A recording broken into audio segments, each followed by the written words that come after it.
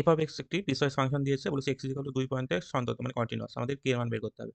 তাহলে ফাংশনটি সন্তত হতে গেলেও লিমিটের মানটা আর ফাংশনের ভ্যালু সমান হতে হবে, মানে আমাদের লিমিট এক্স টেন্ডস টু 2 পয়েন্টে এফ অফ এক্স এর মানটা এফ অফ টুর সঙ্গে সমান হবে। তাহলে এখানে লিমিট এক্সিস্ট করতে গেলে লেফট হ্যান্ড লিমিট আর রাইট হ্যান্ড লিমিট সমান হতে হবে, মানে আমরা বলতে পারছি limit X tends to 2 minus F of X, left hand limit আর রাইট হ্যান্ড লিমিট মানে limit X tends to 2 plus F of X, এই দুটো ইকুয়াল হতে হবে। মানে আমরা বলতে পারছি লিমিট 2 মাইনাসের সময় কোনটা হবে, 2 এর থেকে কম মান নিয়ে আসে, মানে এই মানটা হবে ফাংশনে।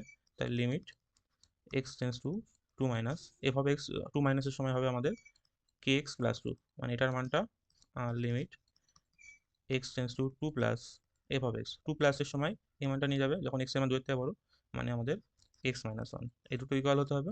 তাহলে আমরা বলতে পারছি এখানে এক্স এর মান 2 বসিয়ে দিতে পারছি।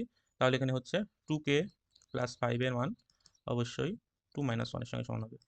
এখান থেকে বলতে পারছি আমরা 2k এর মান হবে -4, মানে k এর মান হচ্ছে আমাদের -2। তাহলে এখানে লিমিট এক্সিস্ট করতে গেলে দেখছি আমরা k এর মান -2 হতে হবে। তাহলে আমাদের অপশন সি সমান হচ্ছে।